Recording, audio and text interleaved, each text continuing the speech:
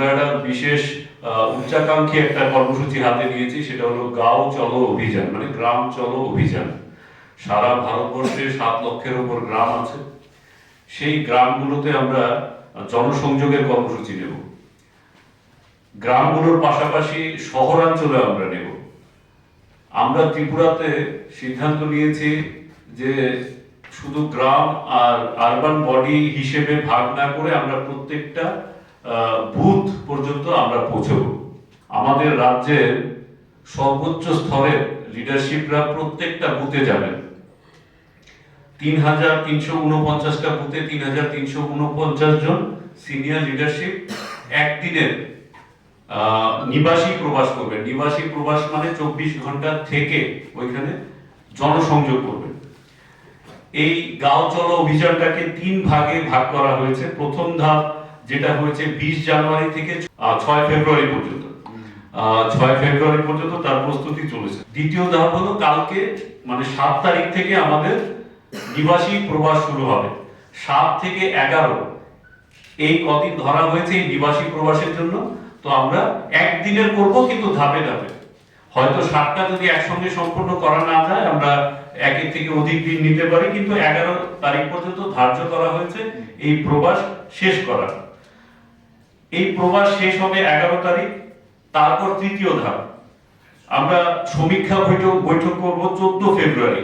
এই সারা ত্রিপুরা রাজ্যের প্রত্যেকটা বুথে আমাদের দলীয় নেতৃত্বরা যাবেন। ওইখানে প্রত্যক্ষ ভাবে যেই স্থিতিগুলো রয়েছে সাংগঠনিক দৃষ্টিতে এবং সামাজিক দৃষ্টিতে এবং সরকারি ব্যবস্থাপনার দৃষ্টিতে এক একটা বুথ কি স্থিতিতে রয়েছে তার একটা সমীক্ষা বৈঠক হবে 14 তারিখ। তো এখানে আমাদের যেমন শীর্ষস্থানীয় যারা নেতৃত্বরা রয়েছেন, মাননীয় মুখ্যমন্ত্রী থেকে শুরু করে আমাদের প্রদেশ সভাপতি এবং অন্যান্য মন্ত্রীরা, প্রদেশ যারা অফিস বেয়ারার রয়েছেন, ওনারাও বিভিন্ন বিধানসভায় বিভিন্ন বুথে যাবেন। যেমন আমাদের মাননীয় মুখ্যমন্ত্রী প্রফেসর ডক্টর মানিক সাহা, উনি সুরমা বিধানসভায় যাবেন। সুরমা বিধানসভার কোনো একটা বুথে, নির্দিষ্ট কোনো একটা বুথে উনি সারাদিনে মানে 24 ঘন্টা উনি প্রবাস করবেন। এই প্রবাসে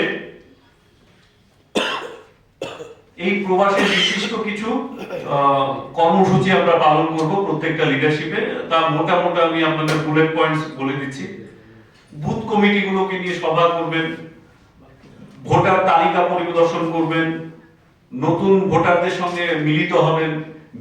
বুথ এলাকায় যারা বিশিষ্ট জনেরা রয়েছেন, সে বিশিষ্ট শিক্ষক হতে পারেন, মেরিটোরিয়াস স্টুডেন্টরা হতে পারেন, সেখানে কোনো এনজিওতে যারা কাজ করেন বা এনজিও যারা চালান বা বিভিন্ন সমাজসেবামূলক কাজ করেন, বিশিষ্ট ব্যক্তিবর্গের সঙ্গে ওনারা দেখা করবেন।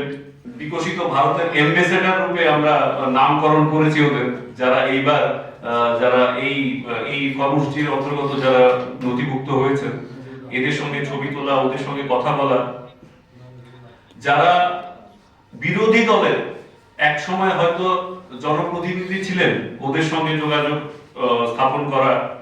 বিজেপির জনসংঘ আমল থেকে যদি কোনো আমাদের দলীয় কর্মকর্তা থাকেন, ওদের সঙ্গে দেখা করা।